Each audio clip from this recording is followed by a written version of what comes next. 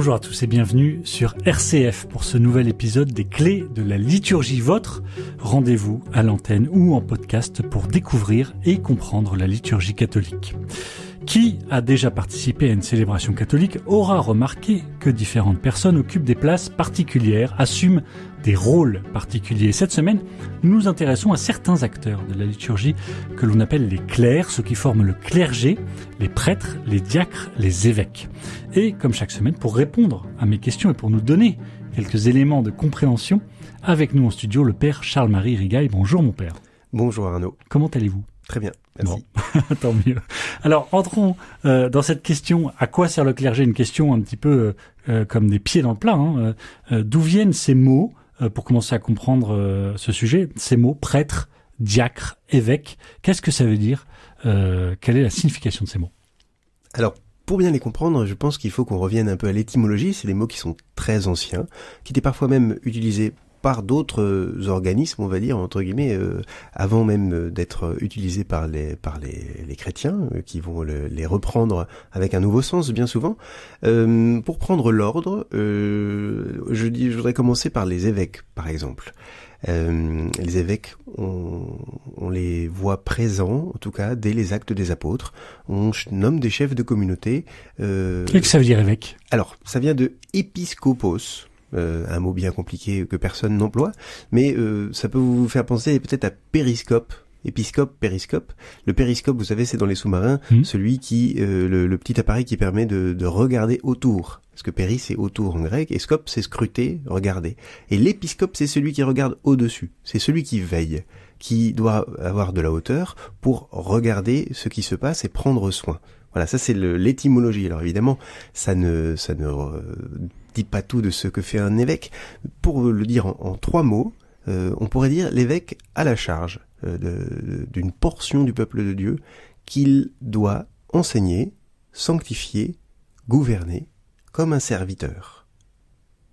Vous voyez, enseigner, sanctifier, gouverner, et je rajoute comme un serviteur parce que évidemment, dès qu'on va parler de ministres et autres, d'acteurs dans la liturgie, en réalité, le vrai acteur dans la liturgie, c'est toujours le Christ. Et on reviendra toujours à lui. On dira, il n'y a qu'un seul grand prêtre. Ok, évêque, on a vu. Prêtre, diacre. Alors justement, effectivement, je l'évoquais à l'instant, il n'y a qu'un seul grand prêtre, c'est le Christ. Maintenant, il y a d'autres personnes qui ont été choisies justement pour, dans la liturgie, représenter. J'appuie sur ce mot représenter, c'est-à-dire présenter devant le Christ qui se donne dans le sacrifice de la messe, donc qui fait la grande offrande, à la fois comme ce qui est offert et celui qui offre. Alors ce qui est offert, c'est facile, c'est du pain et du vin, c'est très simple, c'est tout bête, et ça, c'est ce que le Christ a choisi pour représenter cette offrande. Et pour représenter celui qui offre, je vais dire en souriant, c'est aussi tout bête, c'est le prêtre. Donc il vaut pas beaucoup plus que du pain et du vin, mais on en a besoin, parce qu'on a besoin de voir, on a besoin de sentir qu'il y a quelque chose de très concret qui se réalise. Le mot prêtre, c'est très simple, ça vient de presbytéros en grec, ça veut dire ancien.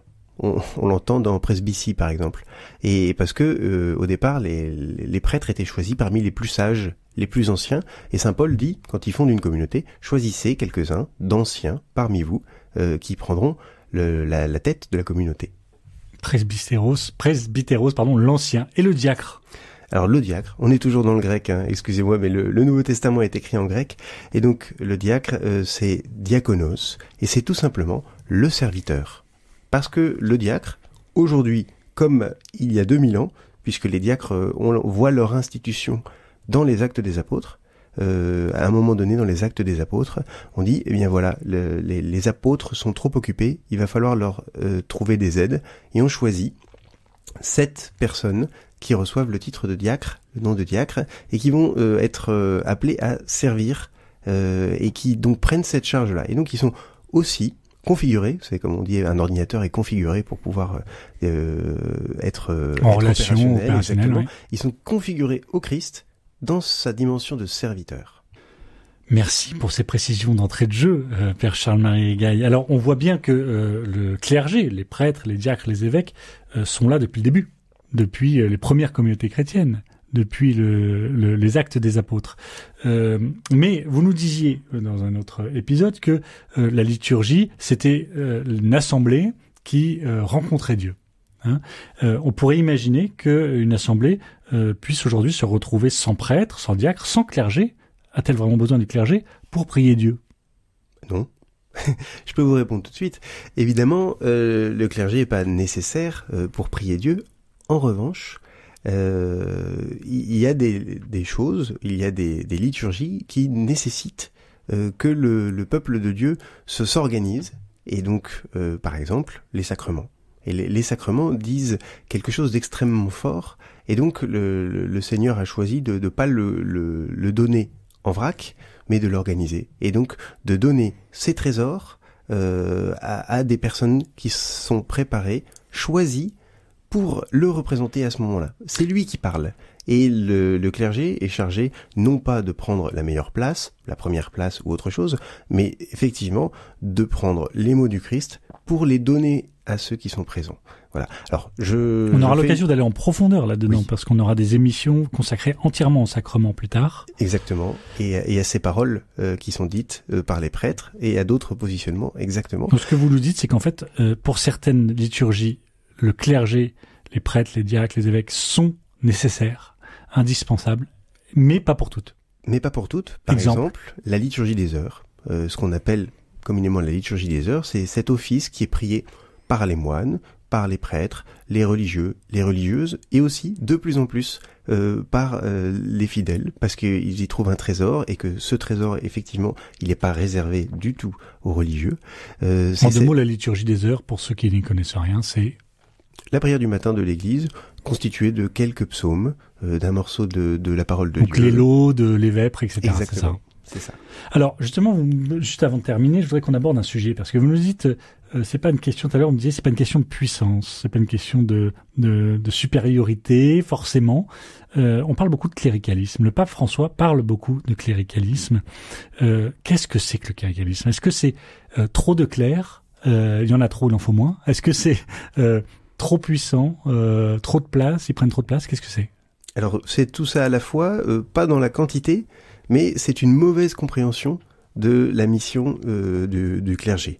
C'est de penser qu'il a une supériorité morale, et le pape François, en ce moment, lutte beaucoup contre le cléricalisme. Il en parle beaucoup. Il a écrit en 2018 une lettre au peuple de Dieu dans lequel il s'élève contre ça, et il dit qu'une mauvaise compréhension du clergé, qu'il le mettrait au-dessus, qu'il lui donnerait des droits qui seraient écrasants, qui prendraient en fait la place du Christ dans l'Église, qui sont plus serviteurs mais dirigeants et tout-puissants. Alors, eh bien, ça condamne, ça frustre et ça méprise le peuple de Dieu, nous dit le pape François. Voilà.